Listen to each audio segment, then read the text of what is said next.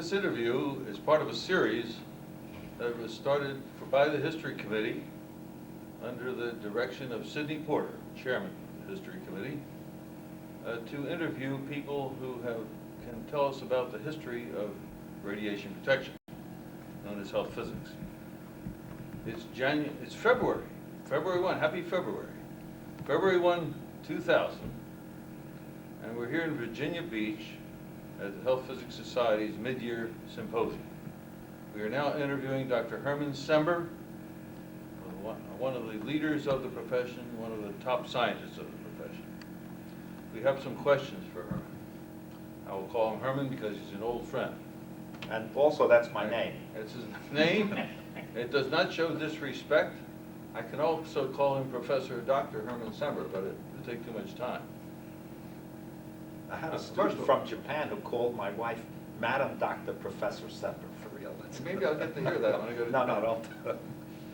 Anyway, I think it's good and logical to start with your early life. What do you remember as your earliest influences to become interested in education and learning? Oh, I guess it was my parents. My mother especially was always harping on me how lucky. I was born a year after my parents came to the United States. They were always harping on me how lucky I was to be living in the United States where school was free and there was enough food to eat and nobody had to worry about these kinds of things and so on. And I really will say this sincerely, that it was, I think, my parents who influenced me too. That learning was part of our family culture, let me say. What did your father do for a living? He was a pushcart peddler. Good story. And my mother was a what do they call it? Domestic scientist. She, like my mother. yes. I see. My My father father started sold- out digging ditches, but he couldn't understand English, so they fired him. Oh, incidentally, So, my name in Europe, my father's name was Cember Herman, and when he came to Ellis Island, he said that the clerk told him that nobody in the United States would be able either to spell it or to pronounce it. So they cut off the coverage part, and there was like a cedilla under the C that made it into a ts, and so it became converted to Cember from Cember Coverage. If I were a violinist, it would be a great name. So where were you born and where did you grow up and how did that influence you? I was born in Brooklyn, New York, and I grew up in Brooklyn in the Williamsburg section and then the Brownsville section of Brooklyn. How did that influence me? When I think back on the educational system in New York, I think it was fabulously good, except for the junior high school that I went to, which was in Brownsville, in the Brownsville section of Brooklyn, which, for those of you who are New Yorkers, know is a pretty low-level slum section. And I went to a junior high school called PS 66, which I think everything that I've ever read about since then must have been one of the 5 worst schools in the United States. And I really didn't like it there at all. And it was a school that went from 7th through 9th grade. And in 8th grade, the assistant principal, whose name was Mr. Cody, and of course everyone called him Buffalo Bill, came into class and he announced something about some school called Brooklyn Tech, and that you had to take an exam to get into Brooklyn Tech. And he wanted to know who would be interested in taking the exam. And I raised my hand and I asked him, I said, it sounds as though if you go to Brooklyn Tech, you leave at the end of the 8B here, and you don't have to stay through the 9th grade. And he said, that's correct. So up went my hand to take the exam, and I got into Tech. And just as you went to Poly, Tech I thought was absolutely one of the best schools in the country. And I think most of what I learned in basic sciences I learned in Tech, even though it was only a high school. Some good schools in those days. Yes. And I graduated from Tech, and I was very naive about scholarships and things like that, but there was a scholarship that I applied for and I got. in the Missouri School of Mines and Metallurgy. And What year was that? well, I graduated in January of 1941, so that must have been in 1940. And I got a letter telling me that I got this scholarship, etc. And I was all happy and prepared, getting ready to go. The school would start in September, though, over there. I graduated from high school in January, and everything was fine. I was planning to go to this Missouri School of Mines and Metallurgy. And then at the beginning of the summer, I got a letter from them that said that it would cost $300 for room and board for the year. And $300 then, when my father sold out the whole push cart, everything, he made $3. So that would be 100 days worth of labor if we wouldn't have to eat and pay rent and things like that. So I had to turn down the scholarship. And when I graduated, I went to night school. I went to Brooklyn College at night. I started out as pre-med. And I worked during the daytime as a machinist. And after a few years as a machinist, I switched into tool design and tool engineering. And I got rejected from the Army because I had an ulcer. The ulcer, I had a duodenal ulcer, which I got when I was 15. I was rejected. They happened to call me in the draft during October when I was really feeling quite sick. So I got rejected from the Army. And I had a steady girlfriend then, whom you know, my lovely wife, yes, and we got married. And I went to college at night, and I was planning to go to medical school. And the plan was I applied interestingly enough, to the University of Cincinnati, and I was accepted. Medical school? Yes. And the plan was that my wife would work while I would go to school, and then she became pregnant. And so a very fine son. all of that evaporated, and then I switched to engineering. And I continued. I went to Brooklyn. I took about all the courses that I could in night school. I ran out of courses in Brooklyn College. And then I transferred to City College uptown. And I graduated from there in 1949. And You were graduated cum laude, too? Yes. And Going to school at night, working today? yes. And you managed a machine shop? Well, by then I was working as an engineer. I was working, at that time, I was the engineer in a very small company called the France Ferrofilter Company. I won't describe to you what the details, but there were a few people working there. And we made magnetic separators for the ceramics industry, was our product. And the thing that, I'd like to tell you this because... And you did something for the war effort then, too, there, same place? Oh, earlier than that. Earlier? Yes, I did something for the war effort. Thank you for asking. This is related to atomic bombs. I normally didn't tell my wife what I was doing when I was working, but one of the things I worked on, I designed a bomb fuse for a 100-pound incendiary bomb. And 2 Army Air Force officers came and described what this was supposed to do and so on. And it was going to be used by aircraft, in a low-flying aircraft in support of advancing infantry. And they told me that the incendiary material was some new kind of material, which was napalm. And so normally I didn't tell my wife what I did, but I came home and I told her I was working on a new kind of bomb. And that was all, nothing else. Years later, 2 years, whatever it was later, when the atomic bomb was dropped, when I came home from work, all my neighbors were out in the street to congratulate me on the success of this new bomb that I designed. My wife told all the neighbors that I had designed that bomb. And then I set them straight, of course. So you made up for not having to go into service by helping the war effort in that way. Yes, yes. And maybe it was just as well for America, or better. Well, for me, I don't know. But while I was working there, by the way, this is how, do you mind if I jump ahead and say how I got into this whole business? Yeah, that's one of the questions. Oh, please ask me the question. Yeah, how did you happen to get into health business? Thank you. Now that you asked, I'll explain. I was working for this S.G. France company. We made electromagnetic separators for the ceramics industry. And for a while, nothing was selling. And these things had lots of copper in it, and they were very heavy. And they were just piled up. We were the factory, we were in a factory building, and we were one flight up on the first floor. And right under us was a saloon.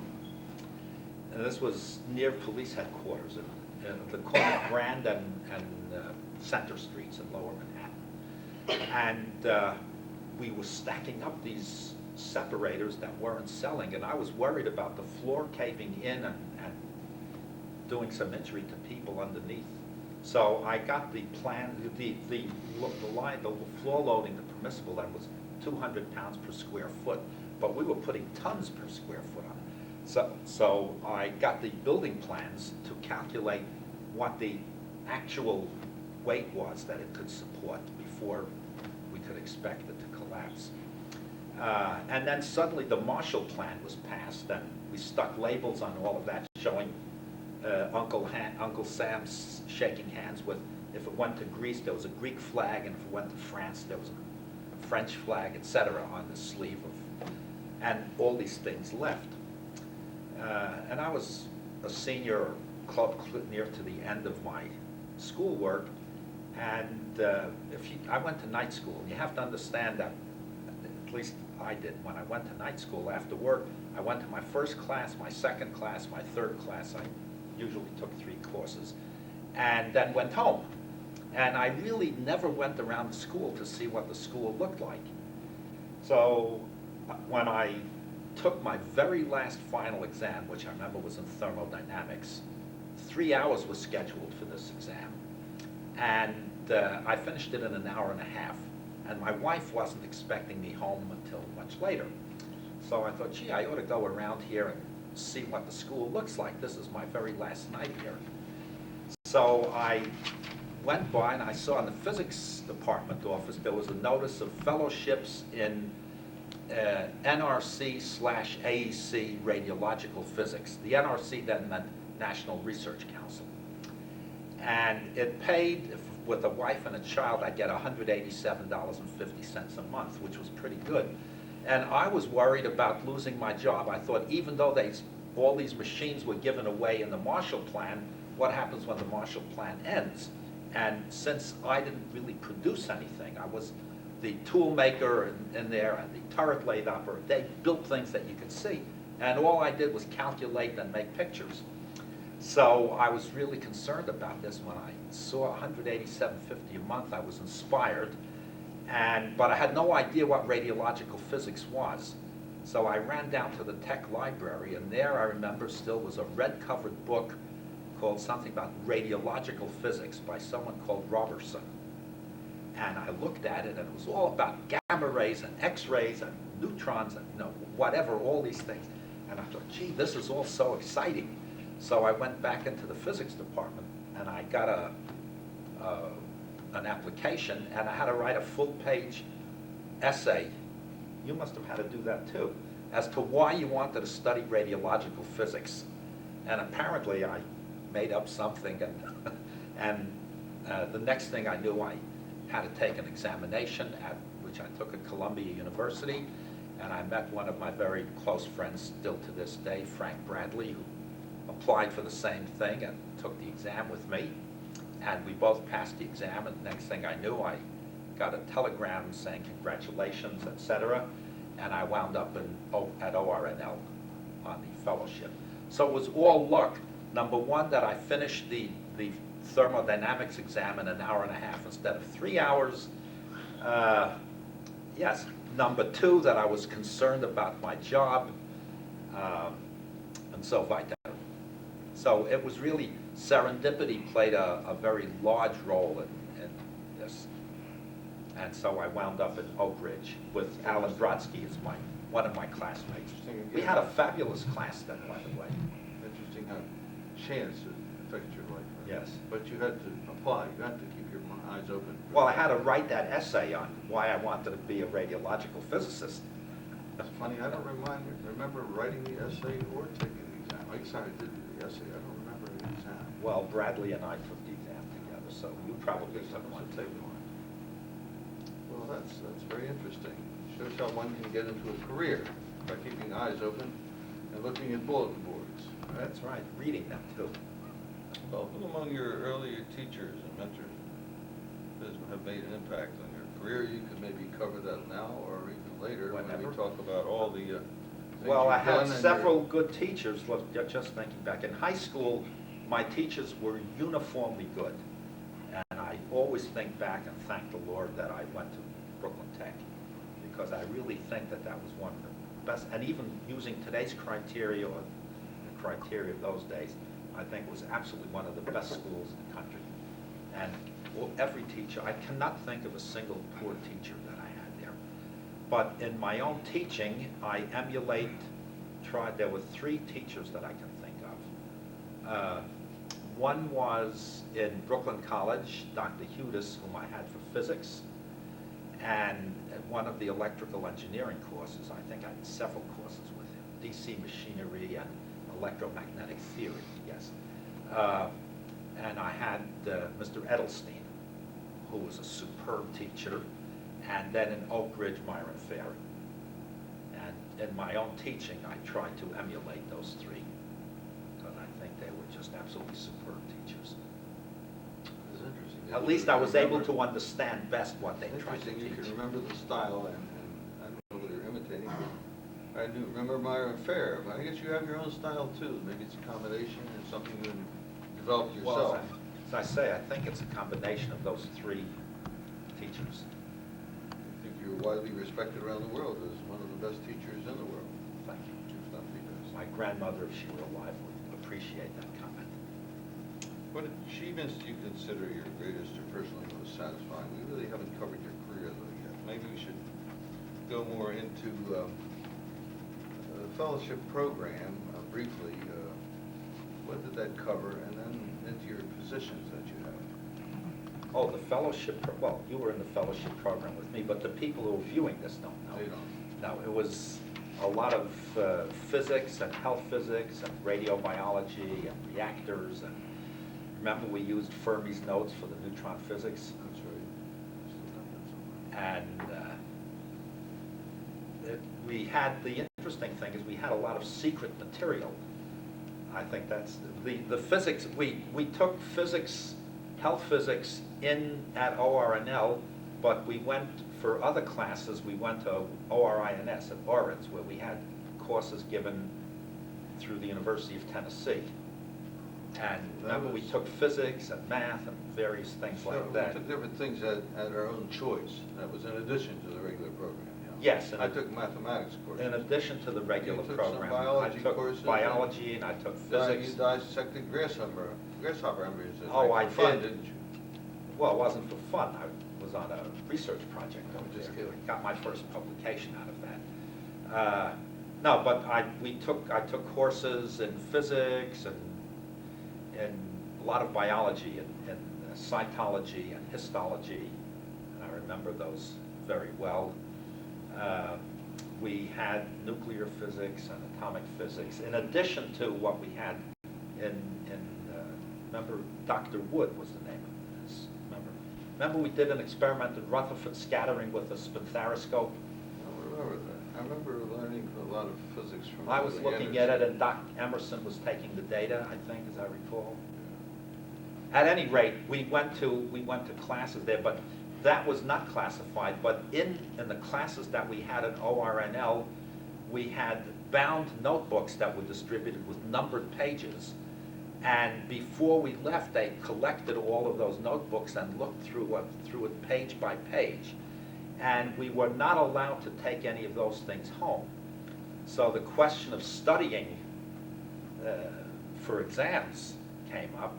And when I went home, when I got back to the room, Les Rogers and I used to study together. We tried to recall from memory what we had that day and made notes of that so that we could study for examinations.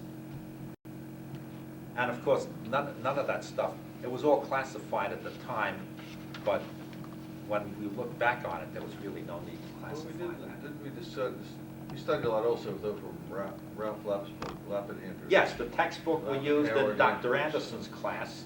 Yes. was Lappin Andrews. Oh, and Stranathan. Remember, we had a book by Stranathan, that's Stranathan? right. Lappin Andrews were people who were into our profession a bit too, so Yes. I'm still in contact with Ralph Lapp once in a while. Howard Andrews, I think he's completely retired, but he was active in our chapter in Baltimore, Washington chapter. Yes, he wrote a great book in biophysics. Yeah, have Howard that too. Andrews. So we even got to meet some of the textbook writers, and now we are those. You are. That's particularly what, well, the textbook- that's what happens. You are the you know. textbook writer. Herman, you're coming up with the 4th edition, are you? Right. I'm working on the Third- 4th edition now. 3rd edition, excellent. I use it in my courses. The 4th And then edition. you have a problem book, with Tom Johnson, Yes, one of your own students. right. We had the solutions manual for the problems in the textbook, An Introduction to Health Physics. And there, I want to write the new book for several reasons. In the 3rd edition, I included a chapter on microwaves and on lasers. And I sincerely believe that health physicists should be, because of the way the economy is going and downsizing of companies and combining and trying to be more economical and to improve the bottom line, and because health physics and industrial hygiene are so closely related, that health physicists should know something about industrial hygiene, because they will be called upon, or they are being called upon, to do industrial hygiene work. And if you're swinging a meter, it really doesn't matter whether you're measuring sound pressure levels or whether you're measuring radiation levels. And so I will include at least one chapter on an industrial hygiene topic. And right now, I don't know whether it should be an overview of ventilation with some design examples, or noise and noise control. But I Sounds would like an to have one excellent of those. idea. I use some of the ventilation I learned in Pittsburgh, teach my students, as you know. And you give an excellent lecture on ventilation, so you could very well include that. The same kind of ventilation, the motion of air can take away radioactive particles as well as other particles. It makes no difference. If you're sampling for dust, the sampler and the whole procedure doesn't know whether the dust is radioactive or not. And so much of what a health physicist does is exactly the same thing as what an industrial hygienist does, that I think it's incumbent upon health physicists to learn industrial hygiene too. I look forward to your book. Now, there's only so much tape that this gentleman brought with me. We could talk to you for a year. But let's start and go back, and I think maybe we can think in terms of time again. Cover your experiences after the Elder Anderson program in Oak Ridge, your positions, the research, the teaching that led you into writing and putting together these teaching materials for other people to learn. Can you tell us, maybe without my asking too many Sure, questions? yes. About your research and your combined Sure. research, teaching, radiation safety activities in the early 60s after you were graduating. Oh, well, from first the let me Oak say Ridge. that after we finished the fellowship, I would have given my right arm to remain in Oak Ridge, or my left arm, because I'm right-handed. But I really wanted to stay in Oak Ridge. And on my own, I interviewed with Ed Struxness, remember him? And he hired me. I got a job. He was working in some aspect of waste disposal then. And he hired me. And when Dr. Anderson heard about this, she got me fired immediately. Really? Yeah, she wanted me to teach at Pitt, or to work at Pitt. She, So she guided your career yes, too? yes, absolutely. Oh, the neat thing about Dr. Anderson is that not only was she a good teacher, but she was like a mother to every one of the students. She took a very deep interest in the personal lives, not the nosy interest, but a really deep interest in each one of the students in the I didn't school. know she would get somebody fired for that. I heard her Yes. getting jobs. Well, She she helped got, me get jobs, but she didn't get fired. but she took a very deep interest in everyone, and she thought, She knew you were an educator, I guess. she thought that, well, she placed everybody in where she thought the person would do best. So she got me fired from Ed Struxness and got me hired at the University of Pittsburgh. But she got you hired first before she got fired, though. Well, I don't know the sequence in her mind, but that was the sequence as far as I knew about it. And I got hired at the University of Pittsburgh. I got hired initially as a research associate. I had two jobs. I was to teach health physics and to be the RSO. I don't remember what I was called, but the interesting thing about Pitt that I think should go into the history department here is that the University of Pittsburgh Graduate School of Public Health was the very first school that offered a course in health physics that was not supported by the federal government at all. And the reason for it is our dean, Dr. Parent, he was one of the great people in my life too. Tom He Parent. was gone when I came. Well, then that was your loss. He was absolutely a great person. He had been the Surgeon General of the United States during the administration of Franklin D. Roosevelt, and when Truman became president, of course, then the thing is that everybody resigns and the new president picks his own person. And so I guess he needed a new job, and the School of Public Health was founded. We opened our doors in 1950. And he was hired before that, and he hired the faculty. And he told me that he wanted to have somebody teach health physics because in 1929, his wife had had a radical mastectomy and was treated afterward with radiation. And they didn't really know much about the treatment modalities then, and dosimetry and so on. And she was overexposed, and the nerves in her arm were damaged, and her arm was paralyzed as a result. And he's told me he thought that every doctor should know something about radiation, especially doctors who are going to treat people. He's told me, he said he thought that if ever he had an opportunity to set up a curriculum where doctors would learn, he would include health physics. It wasn't called health physics at that time, but he said radiation safety and radiation dosimetry.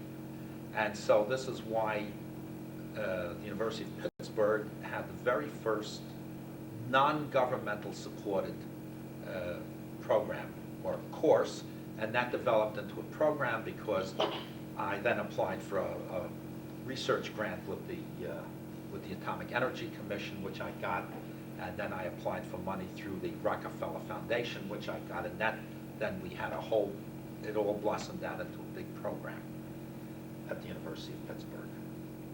How did you know that the avenue to take was the intratracheal installation of radioactive of the lungs and so forth? We did inhalation too. We had inhalation chambers, because I switched to intratracheal inhalation because intratracheal insufflation because in an exposure chamber you have to have very large amounts of activity circulating in order for the animals to inhale a relatively small amount. And we were located in Municipal Hospital, and Jonas Salk was there too. I was on the 5th floor and he was on the 3rd floor, so I always say that I was superior to Jonas Salk, but only in a geometric sense, not in any other way. And when I was ready to do a big inhalation experiment where I'd have Curie quantities circulating in the inhalation chambers, there was a huge outbreak of polio, and we were physically located in Municipal Hospital, which was the communicable disease hospital in Pittsburgh. And they had people, the place became full of patients with polio, and they had patients in the hallways in iron lungs. Okay. And I thought to myself, my God, if anything happened and this stuff would get out of the inhalation chambers, it would just be terrible, because you have all these people. And an iron lung is the common name. It's really a drinker respirator. And Phil Drinker was the professor of industrial hygiene at the Harvard University School of Public Health. So the official name was Phil Drinker, but just like accelerators called atom smashers, that was called an iron lung. Wasn't Drinker an MD? No. I thought he was. No, he was not. He was an engineer. So we had all these people literally in the hallways in these drinker respirators, and I thought, my God, if this dust, if anything happened, then of course they could happen. it would just be terrible because all these people are immobilized in these very heavy machines. So I thought of intratracheal, not I thought of it because other people have done it too. So I thought of trying intratracheal injection, and I tried it. We opened up for the first, we did tracheotomies and injected it this way, and then I did it through the mouth. Joe Watson and I were doing this, by the way. I did the intratracheal injection and then sacrificed the animal and made autoradiographs, sectioned the lung and made autoradiographs, and found I got the same distribution. If you looked at the autoradiographs of the inhalation and the autoradiographs of the intratracheal injections, they look pretty much the same. Even in the So big I lung, thought- even in the big Yeah, lung. yes. So I thought, well, this is a heck of a lot easier than inhalation. And furthermore, we had control of all of the radioactivity. It wasn't running around, flying around in an inhalation chamber. And so we switched to intratracheal injections then. This is interesting. And we were able to make lung cancers in rats, and the lung cancers that we made were exactly of the same kind. We had several kinds, but we made bronchogenic carcinoma in the lungs of rats, which nobody had ever succeeded in doing before. And why, I don't know. But we did, and these were the same kinds of tumors that the miners, the uranium miners were getting. Did you have a pathologist to interpret the slides for you? We had a pathologist. The first pathologist we had was a fellow by Lou Gamboa. He was a senior resident in pathology.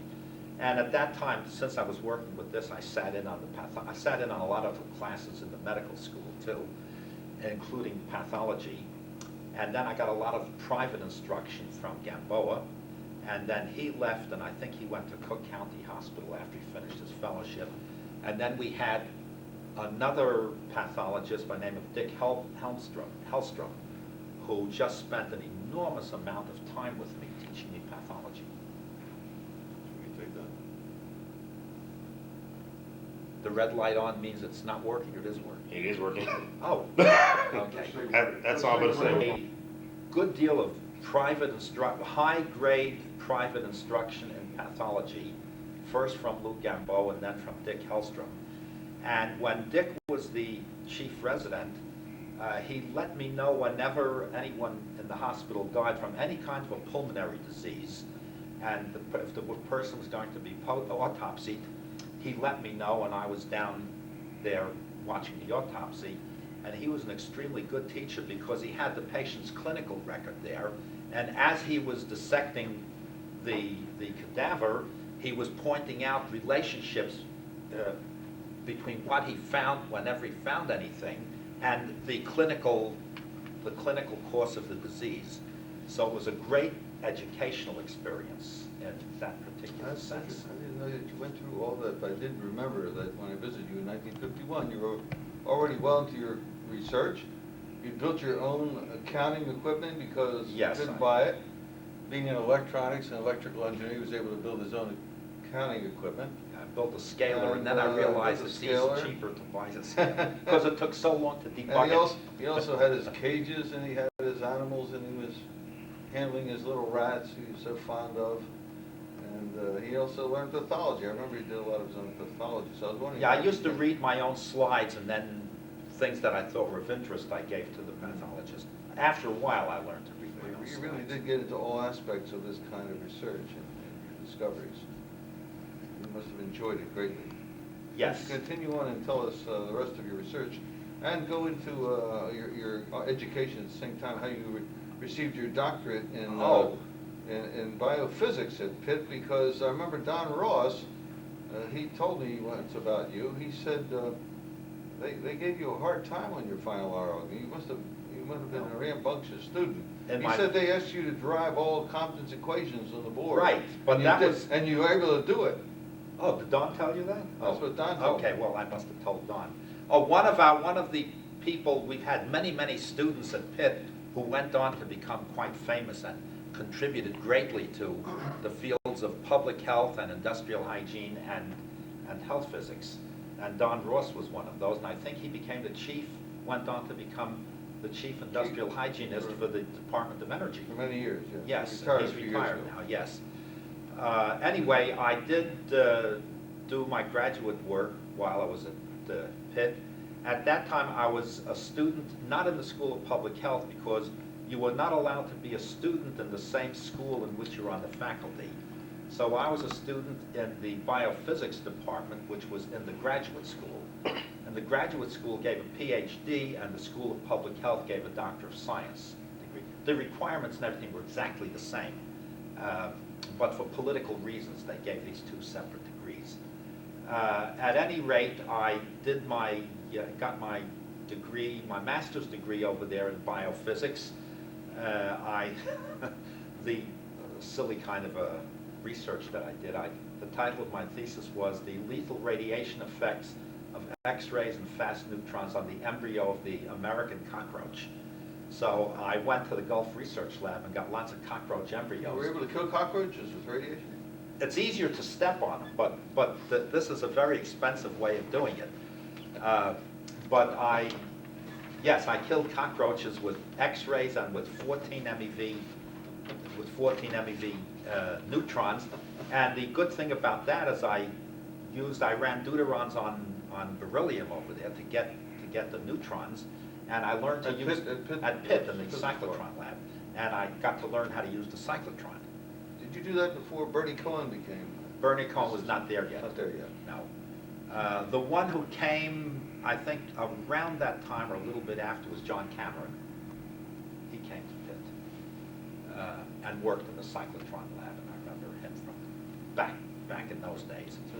So I did my master's thesis and got a master's degree, and then I continued on and made several proposals that Dr. Laufer was my advisor, that he rejected, and finally the one that was accepted was a model for the kinetics of metabolism of mercury by rats. Oh, so your discoveries of carcinogenesis of beta emitters in the lung didn't even count then for No, the dissertation? no, because my advisor said that's essentially medical research and that's not scientific research. So he didn't want to accept that. So I applied to NIH and got a grant on mercury. So I got into mercury toxicology, pretty much. So even though you didn't have your doctoral degree, you could apply for grants? Yes, and I got it. That's And it was unusual. supported for a number of years. And this was scientifically acceptable because you know what these mathematical models of, these biokinetic models look like. So you draw a lot of boxes and you write a lot of lambdas and various things in there. Set up. And I had 7 simultaneous differential equations, and How that's did you very solve? impressive. How did you solve them? You didn't have a computer. You to didn't do need that for you. computers. And How people did you did it solve without, I was able to, I don't know. You didn't need That's all in your dissertation. I can Right, look it up. yes, you can get by these things without. I have MathCAD that does it for me now. I know. The interesting thing is when I had my thesis defense, I made measurements on the rats. In fact, numerical values for the parameters from the experiments. And I started to describe what I did, and I told, Dave Halliday was on my committee of He Halliday and wrote- he Resnick wrote- fame. He wrote a book, didn't he? Yeah, I said of Halliday and Resnick fame. Oh, he wrote a book on nuclear physics also. Was he from Pitt or? Yes, he was at Pitt. He and Resnick, Bob Resnick, were at Pitt. So it shows how you got involved with physicists in this. But project. Halliday was on my committee, and I said I did the measurements in a scintillation counter. So he interrupted me and said, could I explain how a scintillation counter worked? So I said, sure. And I started to I drew a spectrum. I said, here's the Compton spectrum. So he interrupted me and said, could you derive the Compton scattering equations for the relativistic conditions? Did he do that to try to be hard on you, you think? I don't have no idea. So I said, sure. And I started to do it, and I filled up, I remember, blackboards, and with all the trigonometry in it, and it's mostly. And after that took up about 2 or 3 hours, I don't remember, and somebody said, well, we've seen enough, we've heard enough, and that was it. And I passed. Oh, wonderful, right. So I never But got around to discussing my research. But I heard that they made it extra hard for you because you refused to do a project that Laufer wanted you to do, and you did your own, went your own way. Well, he wanted me to work on some kind of there's some kind of bushy stunt virus to be measuring molecular weights of some viruses is what he wanted. And I told him I wasn't particularly interested in that. I wanted to do. Was he really taken aback at that? No, he was a perfect. No, he did actually like your decision. Oh, yes, yeah, no, I can only say nice things about him. That's good to know. No, his field of research was virology, so naturally he wanted me to do what he. But he was satisfied, that's good. You see, but if I would have done what he wanted, it's not that I really wasn't interested in virology, but I would have had to go to his lab to do it. Mhm. You see, in this way I did the work that I did was in my own lab with my own research grant, and that was the main reason. You did wonderful work as a student, a graduate student. Can you tell us why you left that wonderful situation when you got your doctorate and you left? Yes, you left that grants that you had made and went to Cincinnati. Yes, I can tell you, now that you ask. I thought that I was there 10 years, and 10 years is long enough to be at the first job, and I just thought I ought to go to another place. Let me say... Did you seek out the job, or was it a... No, I didn't seek it out. Frank Princey sought me out and offered the job to me. But I just want to make one more comment. Before I realized that I was going to leave, do you know Ron Catherine? You know, that guy with the bald head? He was my first student, he's one of my best friends. Oh, so you do know him. I'm happy to hear that. No, I know that. This is just joking around.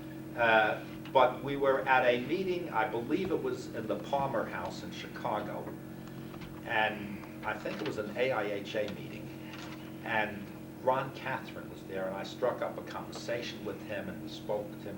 I spoke to him about graduate school and how important it was to further his education and go on. And I stood there in the hallway and had a long conversation with him and told him I was at Pitt and what a great school Pitt was, and that he should apply to Pitt for this. And I still think it was an industrial hygiene. You were by the still way. at Pitt when you told him this? Yes, yes. So you left Pitt what? I left Pitt in 1960. 60. Yes. And so after I spoke to him, he thought that was a good idea, and he applied for admission, and he was accepted.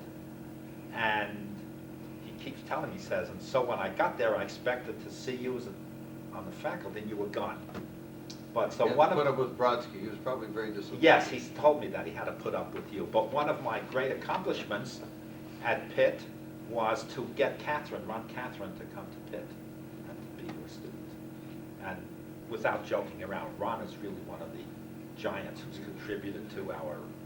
He was a very fast thinker and very Yes, fast and writer. and even to when he the... was just a master's. He'd only had about 1 or 2 years experience before he went back to graduate school. Well, the Taught himself. transuranic registry, I think, is an Oh. enormous contribution Yes, just to to the keep that going, scientific yes. database for our To keep the work. tissues of people Yes. who had radioactivity inside of them is an enormous contribution. We pushed for that back in the 50s.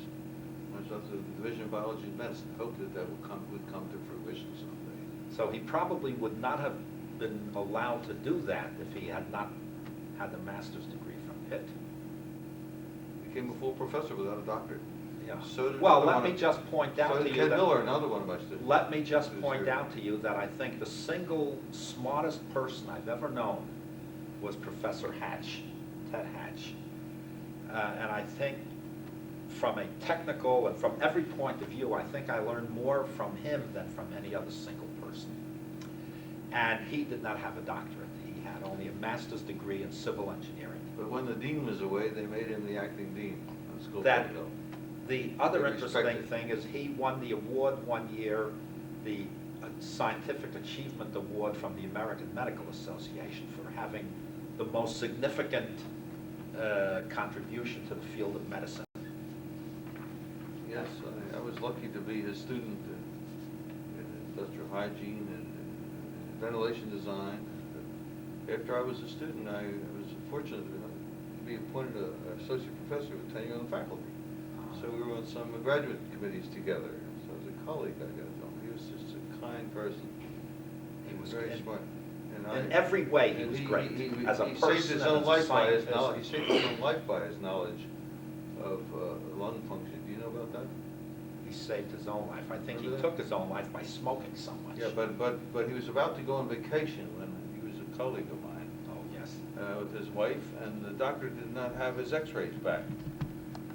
The doctor said, go on vacation anyway. We can see your x-rays when you come back.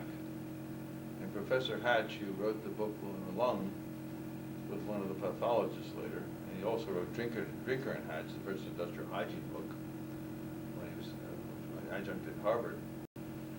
Professor Hatch thought, well, no, I will not go on vacation. Something's going on down there.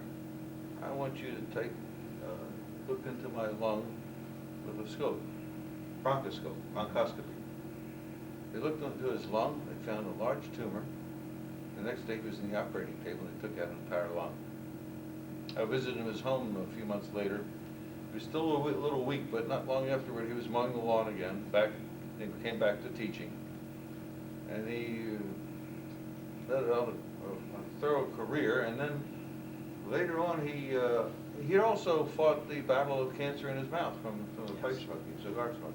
He had it on his tongue. But I think he died eventually at age 85, but he could have left us many, many years earlier if he was not so astute in his own knowledge about the human body. The interesting thing is he gave up smoking before the cancer was diagnosed, sometime before. His contribution, the thing for which he won the award in medicine, he figured out a way to measure pulmonary function now, or much more than pulmonary, not just pulmonary function, but to study the diffusion across the membranes. This was before the days of xenon-133 and so on. By having the test subject inhale various gases, one of them being carbon monoxide, and he had a probe and he measured the concentrations of that in the blood while the person was sitting on a bicycle and doing things of this nature, and used three different gases, and I don't remember which ones they were, and this was to enable to be able to diagnose the health status of a person's lungs. And they did it with miners and with people who worked in the roundhouse and the railroad and so on, and then he put himself on it, and he found out that his tests were worse than people with silicosis and worse than the miners, and he attributed, always had something smoking in his mouth. When I knew him, he had stopped by that. Yes, but then he gave up smoking as a result of That's that. interesting that you know that earlier history. Yes, And he wrote the book by Gross, Hatch and Gross, on pulmonary function. yes. It came out later after you had left. But one of the sad reasons, feeling sorry about leaving Pitt, was that I would leave Hatch as a colleague. But in the late 20s, in 1933, I ran into him in the literature on another thing that he was very well known for. He discovered the log normal distribution when he sifted particles through screens of the particle size distribution. Not only did he discover it, he's quoted in some of the leading mathematical textbooks on the log normal as the first one who's worked out some of the mathematical properties of the log normal. Yes. So being a mechanical engineer, he was good at Well, math. he was a civil engineer. I thought he was mechanical. No, he was civil. He had a master's degree. though. Yes, in civil I thought one of engineering. them was mechanical. No, he was civil engineering. I'm not sure of that. I'm pretty Anyway, sure. it's about the same sort of thing. And, but it shows that here's a man who studied engineering, but he was good in fundamental mathematics, statistics, medical subjects, and so on, industrial hygiene. And they called him the father of industrial hygiene. Yes, he was one of the organizers of the American Industrial Hygiene Association.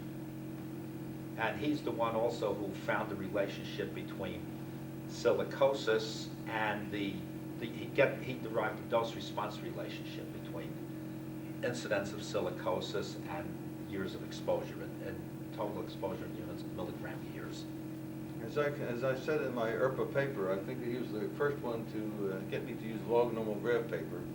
And I've submitted my Yes. paper to ERPA on all my discoveries of the log normal distributions that I've seen in my career and how you can use them to manipulate them. So I quoted his two earlier papers also. Anyway, that was one of the reasons arguing against leaving Pitt. But I thought I was there 10 years, And I was an associate professor by then with tenure already. That's great. But I thought I would go on to seek greener fields and so on, and I went to the University of Cincinnati, and I became an associate professor of medicine, was my official title. And it was in the Kettering lab, but that was part of the Department of Medicine at the time. So, And you were only there a year before you went to Switzerland. Yes. right? You went to the International Labor Organization, right? Yes. Standards. right, for I safety spent, for the world. right, I spent 1 year writing safety things, safety, being involved in safety Well, standards. how long were you at Kettering before you left the University of Cincinnati to take that leave? 1 year.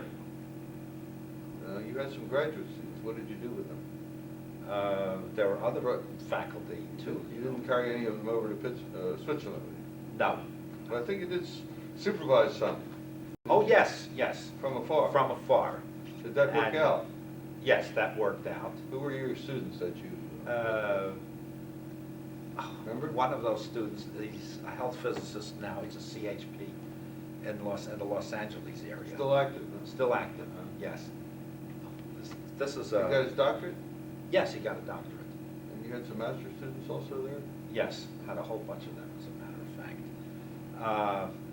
I was just thinking, Al Miller came, Al Miller came when I left Cincinnati, went to Northwestern. Al Miller left and came with me when I transferred to Northwestern.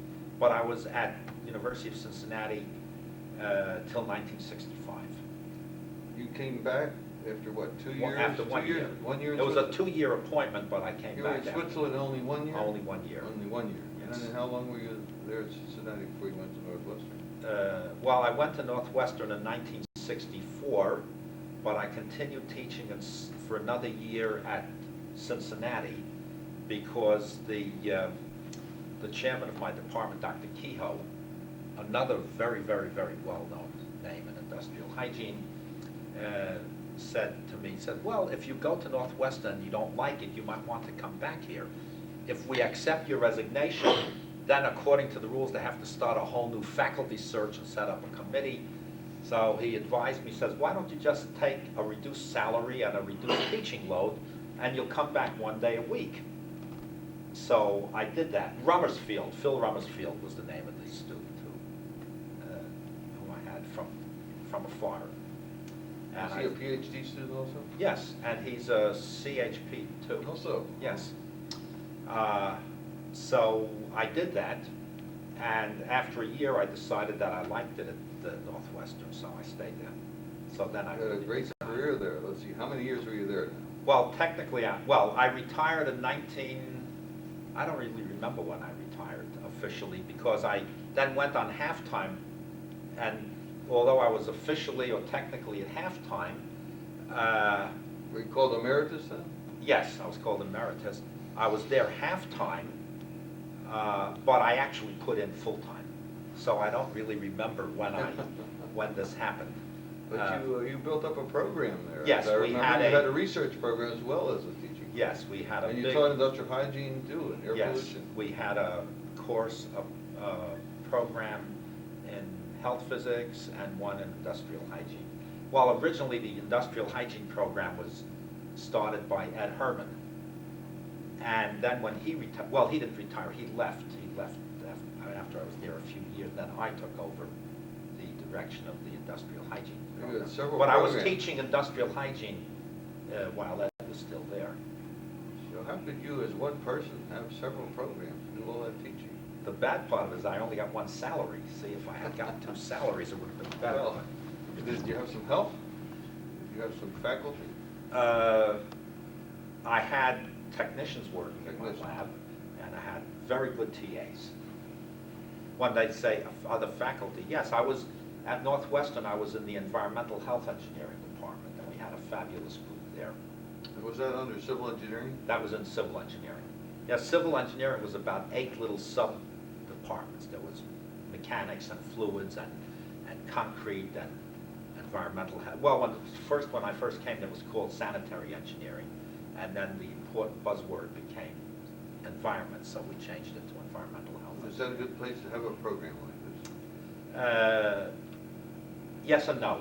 my interest was more in the biological aspects of it, and when I first came there was relatively little interest in biological aspects. But everybody thought I was unique because here I had animal rooms and animals and doing all these kinds of things. So yes, it was a good place.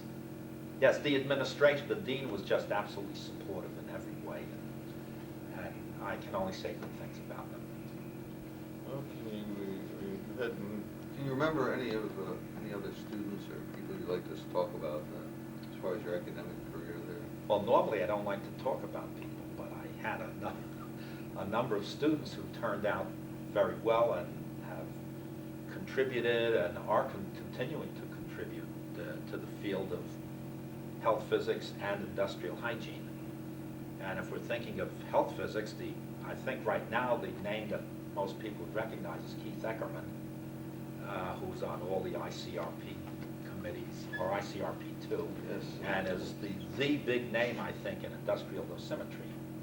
In addition to you, he's another person I recommended for the Distinguished Scientific Achievement Award because he stepped into Walter Snyder's great big shoes, a great big mathematician, and he floated and brought in contracts and continued to work, and he's been very successful. And So he you got must have done a good job teaching him his math and his physics and his biology. We tried. What was his dissertation? He was looking at the possible measuring lead-210 in the bones, specifically in the skull, as an index of the lead burden in a person. Did he do some mathematical modeling with Yes. simultaneous equations, Yes. differential equations? You know, all And these. he was good at that. Yes. I can see Well, that. as we see now. I knew him from- when he came to do a nuclear regulatory commission for a while before he went to Oak Ridge to fill Walter Snyder's shoes. Uh-huh. He passed away.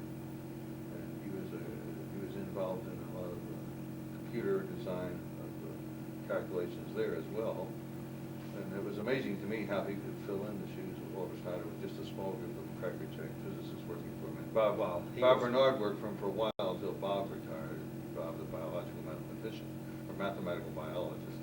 Well, Keith is a very competent fellow. We had a whole bunch of competent people, competent students who graduated. He Don was- Ross, as I said, well, Don Ross graduated Pitt.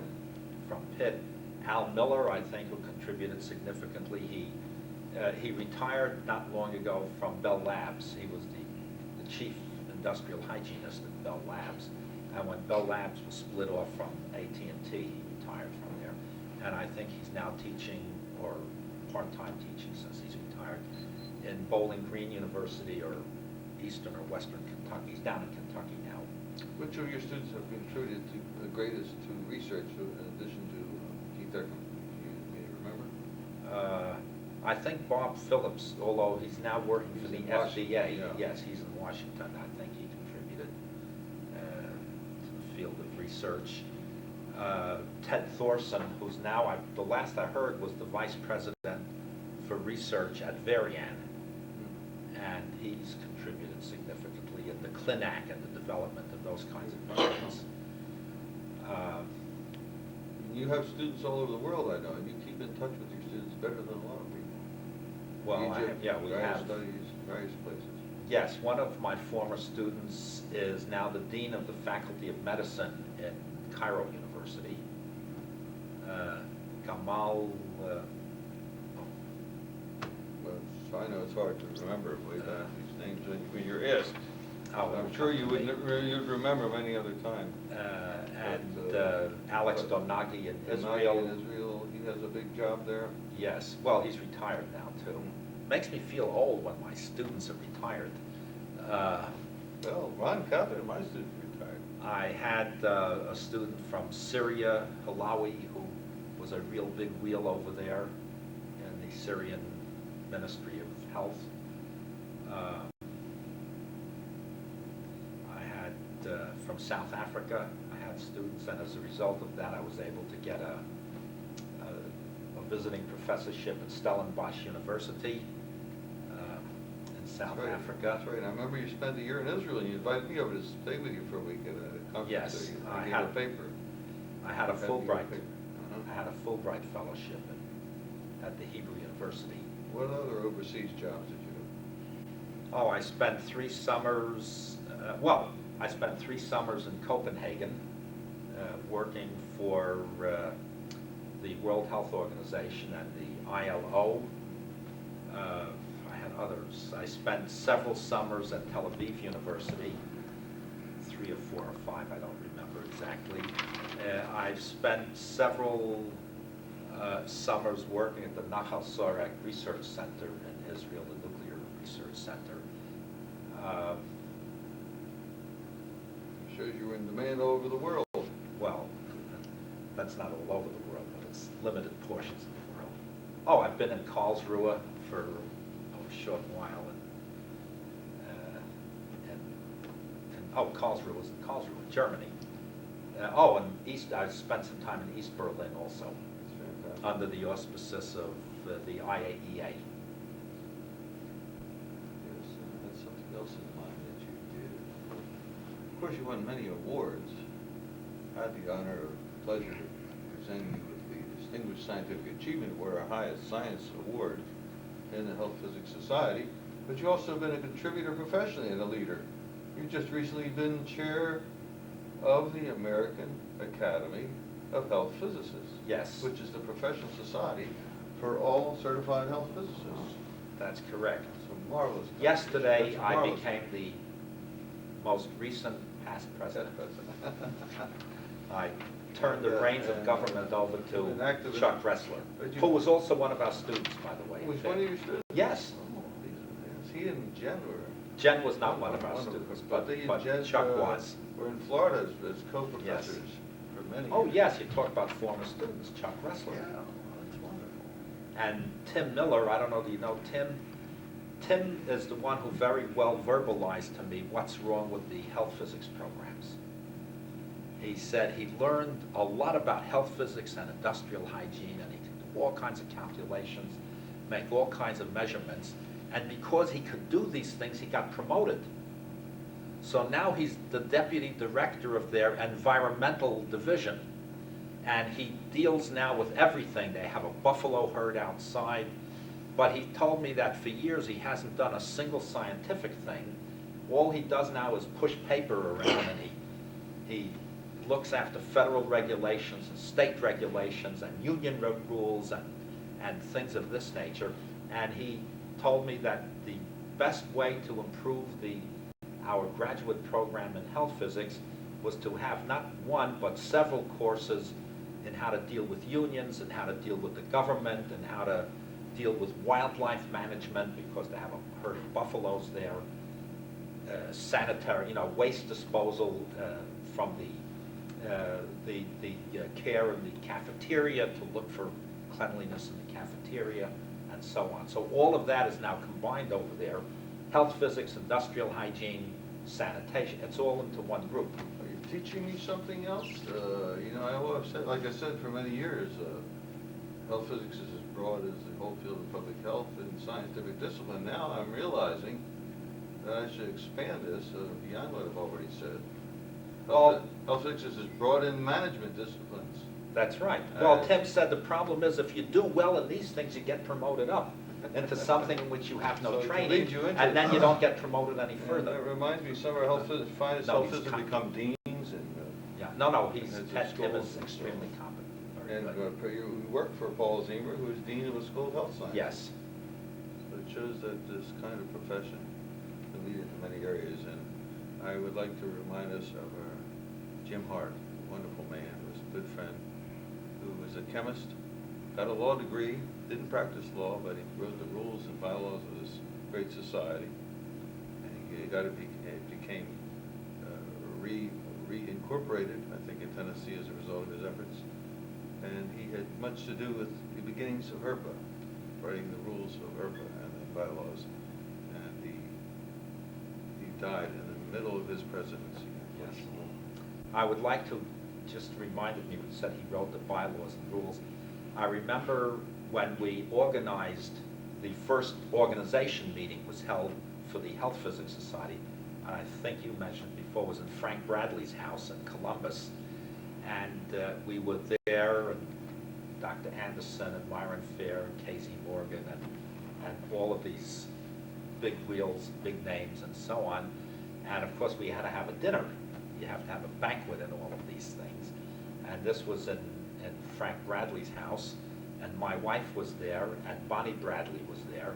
So the very first health physics dinner was cooked by my wife and by Bonnie Bradley. Right, you're right.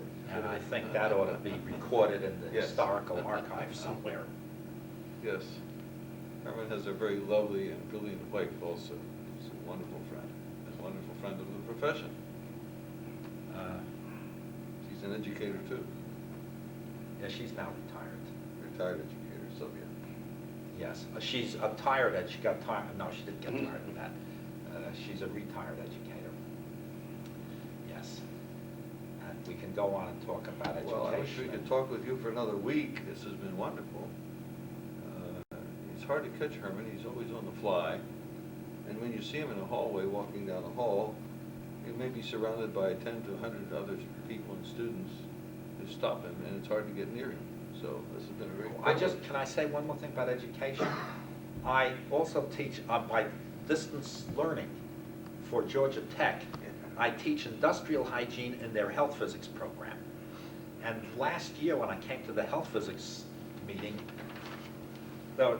Georgia Tech had a booth, a booth in the health physics meeting, and it was manned by the students, by several students. They all shrieked when they saw it and said, "Oh, I'm a real live person."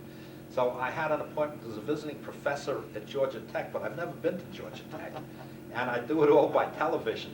You know, I have a monitor and I see the students in front of me on the monitor, and they see me, and then I see another monitor where how I look to them, and I can talk to them directly. It was all live.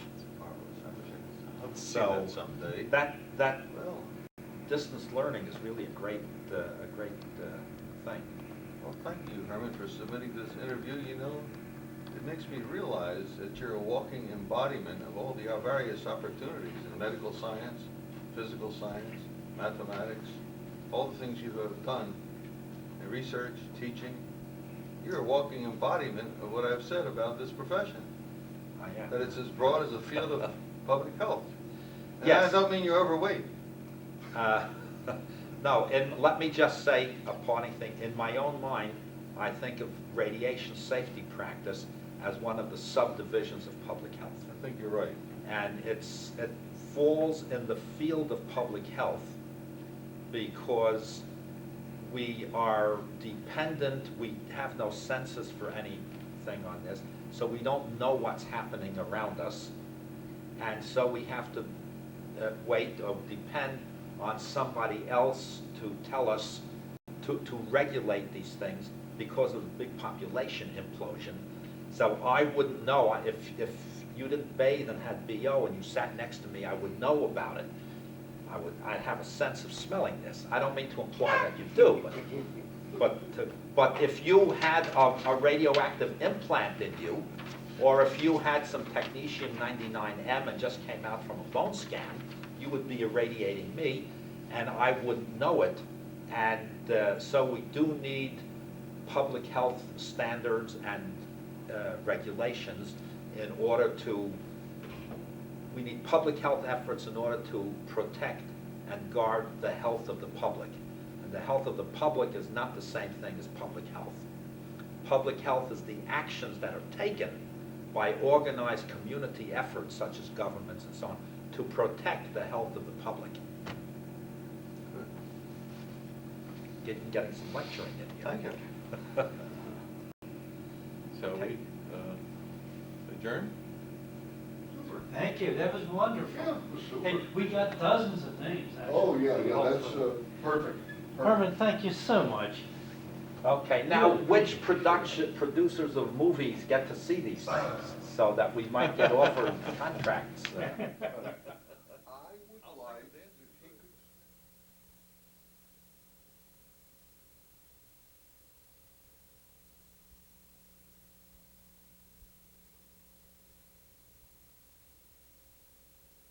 he could mold, shape his professional career, his ethics, his ability to Good. teach, Good. things like You that. notice I tried to squeeze in fact to Yeah. get active in the Oh, yeah, profession. I I was just worried about the understand. time, but that's good. We'll As far as just- I'm concerned, I'd like to sit here for a week. No, it's just, if you have another 3 or 4 Yeah, minutes. that's a good idea, maybe a little uh, bit more on that. You're right. Yeah. That should be emphasized, because Yeah. this is the Health Physics Herman, Society. you've been a member of the Health Physics Society Since since its when? inception. Since its Well, we inception. started about, he started about these sections, How yeah. has it molded, shaped your ability to teach, your ability to work with people, your multi-disciplined approach to problem solving, from mathematics all the way to people skills? You say, That's Okay. after ask that, yes. okay. All right, that sort of question. Are we on? Yeah, I kept it running. Okay. Herman, Yes, as I said before, that's you know, my name. I appreciate the fact that you're one of the early people at the home of Frank Bradley starting this great society, where it's the Health Physics Society, which is one of Yes, the. it's A professions grade, you- but not A the grade, grade. But you belong to many. Johnson started the Great Society. But you belong to many societies, of course, but let's focus, since this is the History Committee of the Health Physics Society, well, starting from the time you remember it was created, what effects did it have on you in terms of guiding and helping your profession in teaching and research, and in the helping of other people advance into the profession and on their way as they have, as your many students have? Okay, it had a multifaceted influence. How's that for a good word?